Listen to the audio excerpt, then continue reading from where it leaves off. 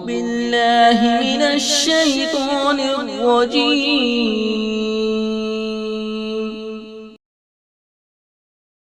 بسم الله الرحمن الرحيم.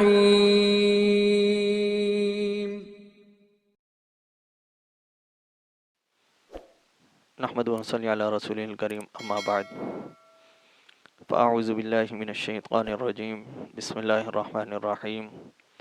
الله لا إله إلا هو الحي القيوم لا تأخذه سنة ولا نوم له ما في السماوات وما في الأرض من ذا الذي يشفع عنده إلا بإذنه يعلم ما بين أيديهم وما خلفهم ولا يحيطون بشيء من علمه إلا بما شاء وسع كرسيه السماوات والأرض ولا يؤوده حفظهما وهو العلي العظيم. صدق اللہ العظیم. پچھلی ویڈیو میں آپ کے سامنے اس بات کا وعدہ کیا تھا کہ انشاءاللہ آپ کے سامنے مختصراً ترجمہ اور تفسیر بیان کی جائے گی. ترجمہ اس کا: اللہ لا الہ الا هو الحی القیوم. اللہ وہ ذات ہے لا الہ الا ہو کہ اس کے علاوہ کوئی عبادت کے لائق نہیں. وہی ترجمہ وہی تفسیر جو قل هو اللہ احد میں تھی کہ اللہ ایک ہے وحدہ لا شریک ہے، کوئی کسی قسم کا اس کے ساتھ کسی طور پر بھی شریک نہیں. لا الہ الا ہو عموماً اس کا عام جو ترجمہ کیا جاتا ہے وہ یہ کیا جاتا ہے کہ کوئی اس کے سوا عبادت کے لائق نہیں. لیکن یاد رکھیں کہ اس کا ترجمہ صرف یہیں پر منحصر نہیں ہوتا، اتنی ہی بات نہیں بلکہ ہر ایک عبادت کے لائق صرف وہی ذات ہے اور ہر ایک طرح سے پوجنے کے لائق وہی ذات ہے. جتنی بھی عبادتیں ہیں سب اسی کے لیے ہیں اور جتنے بھی معاملات ہیں سب اسی کے حکم سے ہیں. تو اس لیے ہمیں اس بات کو ماننا چاہیے اور اس بات پر ہمارا ایمان ہونا چاہیے کہ وہی ایک ذات تنہا ہے جو ہر طرح کی عبادت کے بھی لائق ہے اور ہر طرح کی قدرت بھی رکھنے والی ہے. ایسا نہیں ہے کہ ہم عبادت کے معاملے میں تو صرف اس کو مالک اور خالق سمجھیں، لیکن جہاں پر روزی دینے کا معاملہ آئے وہاں پر ہم کسی اور سے مانگتے پھریں، جہاں بیماری دور کرنے کا معاملہ آئے وہاں ہم کسی اور سے مانگتے پھریں، تو یہ انتہائی غلط چیز ہے. اس لیے کہ وہی مالک ہے، وہی خالق ہے، وہی رازق ہے، وہی تکلیف دینے والا بھی ہے، وہی تکلیف دور کرنے والا بھی ہے. تو ہمیں اس بات پر یقین اور ایمان رکھنا چاہیے کہ اللہ ہی تمام معاملات کا مالک اور خالق ہے. اللہ لا الہ الا ہو، اللہ وہ ذات ہے کہ جو تمام عبادتوں کے لائق اور مناسب ہے. الحی القیوم، وہ زندہ ہے، ہمیشہ سے زندہ ہے، یعنی کہ اس کائنات کا وجود نہیں تھا تب بھی وہ تھا، اس کائنات کا وجود نہیں ہوگا، یہ کائنات ختم ہو جائے گی، نیست و نابود ہو جائے گی، تب بھی صرف اسی کی ذات اور وہ خود موجود رہے گا. وہ ہمیشہ سے ہے اور ہمیشہ رہے گا. القیوم، اور وہ تمام جہان کو سنبھالے ہوئے ہے. جو چیز آج ہم دیکھ رہے ہیں، ہم جس چیز کو دیکھ رہے ہیں، یہ تمام اس کے حکم سے، اس کی قدرت سے رکا ہوا ہے.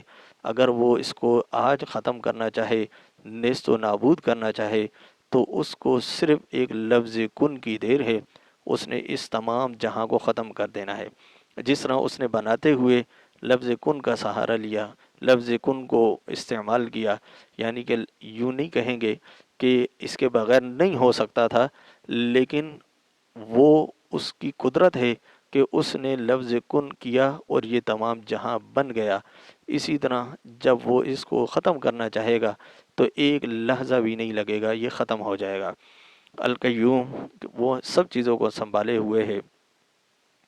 لا تأخذہ سنۃ ولا نوم، وہ ایسی ذات ہے کہ نہ اس کو نیند آتی ہے، نیند نہیں بلکہ اونگ تک بھی نہیں آتی. وہ ایسی ذات ہے کہ جو کبھی بھی کسی سے کسی حال میں غافل نہیں ہے.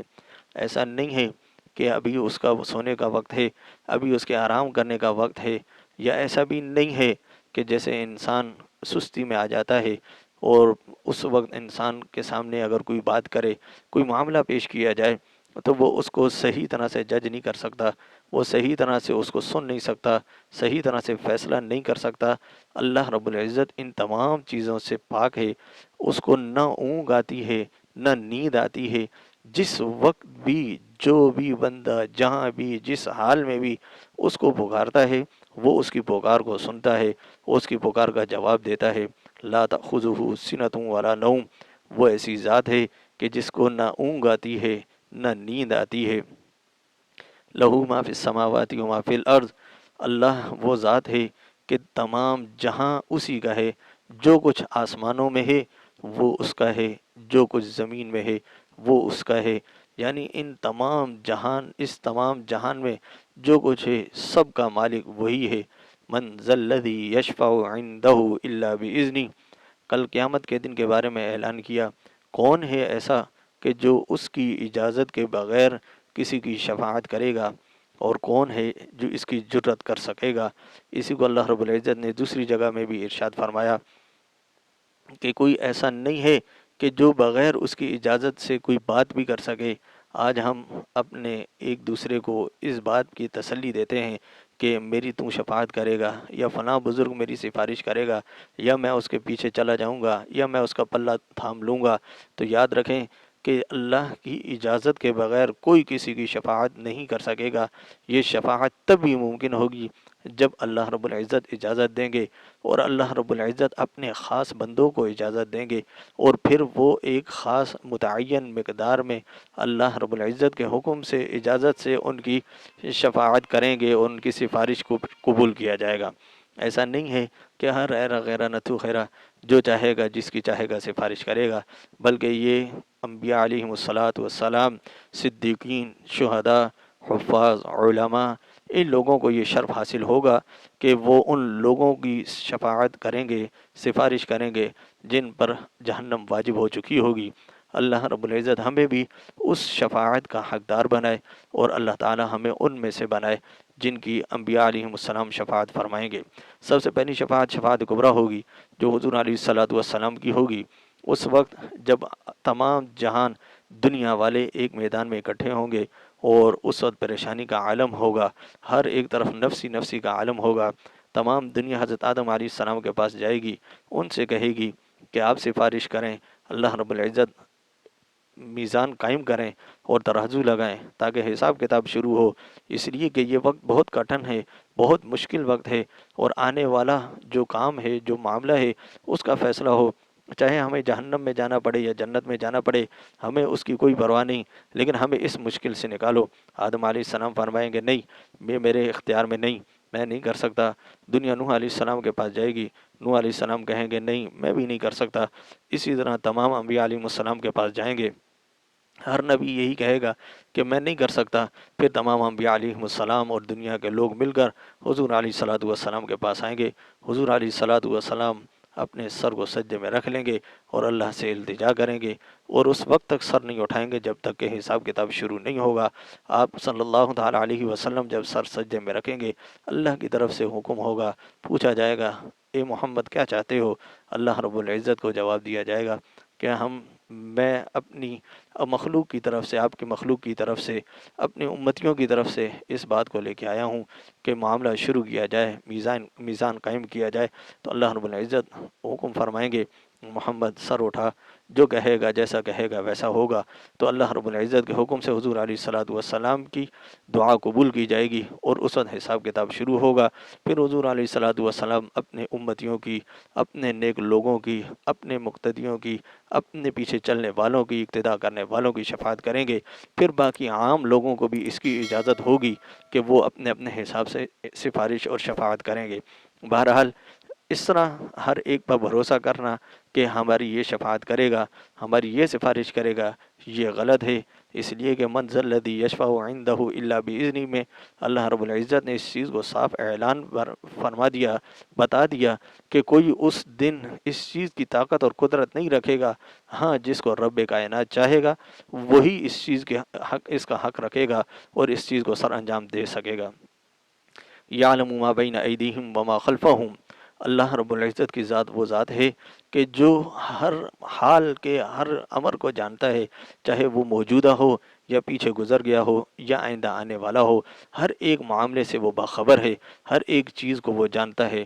یعلم ما بین ایدیہم وما خلفہم ولا یحیطون بشیء من علمہ الا بما شاء، اور کوئی ایسی چیز نہیں ہے کہ جو اس کے علم کا احاطہ کر سکے، جو یہ بات جان سکے کہ اس کا علم کتنا ہے، وہ کتنا جانتا ہے، وہ کتنی قدرت رکھتا ہے، اس کی قدرت کن کن چیزوں پر ہے، کس طرح ہے، کوئی نہیں جانتا الا بما شاء، مگر وہ چیز کہ جس کو اللہ رب العزت نے خود بتلا دیا، انسانوں کو سکھا دیا اور ان کو دکھا دیا کہ یہ چیز اس طرح ہے۔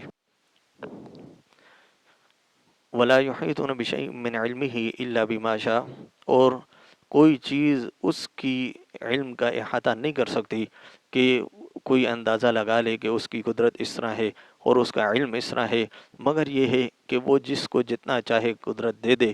آپ صلی اللہ تعالیٰ علیہ وسلم کو اللہ رب العزت نے جن چیزوں کی خبر دی تھی اللہ رب العزت کے حکم سے، انہی چیزوں کا حضور علیہ الصلوۃ والسلام نے بتلایا تھا کہ قیامت اس طرح واقع ہوگی، قیامت سے پہلے یہ واقعات ہوں گے، جنت ایسی ہے، جہنم ایسی ہے، قبر میں یہ سوال ہوں گے، فلاں وقت میں یہ معاملہ ہوگا، فلاں وقت میں یہ معاملہ ہوگا، فلاں صحابی کے ساتھ یہ ہوا، فلاں بندے کے ساتھ یہ ہوا۔ یہ جتنی بھی چیزیں ہیں یاد رکھیں کہ یہ اللہ رب العزت کی طرف سے عطا کی گئی تھیں، نہ کہ خود حضور علیہ الصلوۃ والسلام کا علم تھا۔ اگر ہم یہ بات مانیں کہ اللہ رب العزت کی طرح جیسے اللہ رب العزت خود سے ہر چیز کا علم رکھتے ہیں، اس طرح حضور علیہ الصلوۃ والسلام خود سے ہر چیز کا علم رکھتے تھے، یا جس طرح آج کل کچھ لوگوں کا یہ عقیدہ ہے کہ فلاں بزرگ، فلاں پیر، فلاں جو ہے وہ یہ معاملہ رکھتا ہے، اس کو ہمارے اگلے پچھلے ہر حال کا علم ہے، تو یاد رکھیں کہ یہ علم رکھنا یہ اللہ کی شان ہے کہ اس کا علم ذاتی ہے۔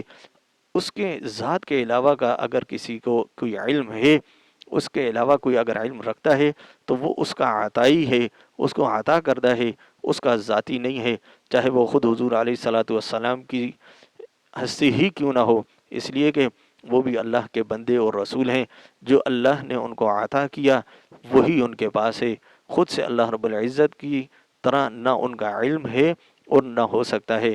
اگر کوئی اس طرح کا عقیدہ رکھتا ہے تو یاد رکھیں کہ یہ شرک صفاتی ہے، اس لیے کہ یہ اللہ کی صفت ہے کہ اللہ کا علم خود کا علم ہے، اس کی ذات کا علم ہے، اس کی صفات میں سے ایک صفت ہے۔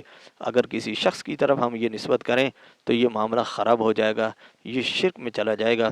اس لیے ہمیں اس طرح کی چیزوں سے اجتناب کرنا چاہیے، سمجھنا چاہیے۔ جہاں پر کوئی بندہ کسی کو کوئی بات بتلا دیتا ہے تو اس کا یہ مطلب نہیں ہوتا کہ یہ اس کو علم تھا لیکن علم عطائی تھا، اس کا اپنا علم نہیں ہے۔ بہرحال تو اس طرح کا کسی پیر کے ساتھ، کسی بزرگ کے ساتھ، یا حضور علیہ الصلوۃ والسلام کے ساتھ، یا دیگر کسی نبی کے ساتھ اس طرح کا معاملہ رکھنا، اس طرح کا عقیدہ رکھنا یہ غلط ہے۔ ہمیں اس سے توبہ اور استغفار کرنا چاہیے تاکہ ہمارا ایمان بچ سکے۔ وَلَا يُحِيطُونَ بِشَيْءٍ مِّنْ عِلْمِهِ إِلَّا بِمَا شَاءَ وَسِعَ كُرْسِيُّهُ السَّمَاوَاتِ وَالْأَرْضَ، اور اس کی کرسی عرش کو وسیع کرسیہ السماوات والارض، اس کی کرسی سمائے ہوئے ہے، گھیرے ہوئے ہے آسمانوں کو اور زمین کو۔ یاد رکھیں کرسی یہ ایک جسم ہے جو آسمانوں سے بڑی ہے لیکن عرش سے چھوٹی ہے۔ وسیع کرسیہ السماوات والارض، اور اتنی بڑی ہے کہ وہ آسمان اور زمین اس کے سامنے کوئی حیثیت نہیں رکھتے۔ وسیع کرسیہ السماوات والارض ولا یؤودہ حفظہما، اور اللہ رب العزت ان دونوں کی حفاظت کو، ان دونوں کو سنبھالنے میں ذرا بھی نہیں تھکتے، ذرا بھی نہیں اکتاتے۔ ایسا نہیں ہے کہ جیسے انسان کوئی عمل کرتا ہے، کوئی کام کرتا ہے تو وہ تھوڑی دیر کرتا ہے یا کچھ وقت زیادہ کرتا ہے، پھر تھک جاتا ہے، پھر تھوڑی دیر آرام کرتا ہے، پھر دوبارہ شروع کرتا ہے۔ تو اللہ رب العزت کی ذات اس طرح نہیں، بلکہ جس وقت اللہ رب العزت نے اس کائنات کو بنایا اس دن سے آج تک، اور آج سے لے کر قیامت تک، جب تک اللہ رب العزت کی رضا ہوگی، اللہ چاہیں گے یہ نظام اللہ کی مرضی سے اسی طرح چلتا رہے گا۔ جب اللہ نہیں چاہیں گے، اس کو ختم کرنا چاہیں گے، تب یہ ختم ہوگا۔ ایسا نہیں ہے کہ کچھ وقت کے لیے اللہ رب العزت یہ کام کسی اور کے سپرد کر دیتے ہیں، وہ اس کو سنبھالتا ہے، بلکہ خود رب کائنات نے یہ تمام کام اپنے ہاتھ میں رکھا ہوا ہے، اس کی قبضہ قدرت میں ہے، وہ جس طرح چاہتا ہے اس کو چلاتا ہے، اور وہ ذرا بھی اکتاتا نہیں ہے۔ وَلَا يَؤُودُهُ حِفْظُهُمَا وَهُوَ الْعَلِيُّ الْعَظِيمُ، اور وہ ایسی عظیم الشان ذات ہے کہ جس کی شان جتنی بیان کی جائے کم ہے، ساری زندگی بھی اگر اس کی شان بیان کی جائے، اس کی تعریف کی جائے، اس کی ثنا اور حمد کی جائے تو زندگی تو ختم ہو سکتی ہے، لیکن اس کی تعریف اور اس کا شکریہ ادا نہیں کیا جا سکتا۔ انسان اگر اس کا شکریہ ادا کرنا چاہے، پوری زندگی بھی لگا دے، انسان اگر بچہ پیدا ہوتے ہوئے اس کا شکر ادا کرنے لگے، جوانی تک، جوانی سے بڑھاپے تک، بڑھاپے سے مرنے تک، تب بھی وہ ایک صرف سانس کا شکر ادا نہیں کر سکتا کہ انسان ایک سانس لیتا ہے۔ سانس لینا ایک الگ نعمت ہے، سانس چھوڑنا ایک الگ نعمت ہے۔ تو اگر وہ ایک دفعہ شکر ادا کرے گا تو ایک ہی کا ادا ہوگا، دوسری نعمت کا شکر ادا نہیں ہوگا۔ وہ ایسی عظیم و شان رکھنے والی ذات ہے کہ ہم اس کا کسی طرح بھی نہ شکریہ ادا کر سکتے ہیں، نہ اس کی تعریف بیان کر سکتے ہیں۔ اللہ رب العزت ہمیں حقیقی طور پر اپنی محبت عطا فرمائے۔ وما علینا الا البلاغ۔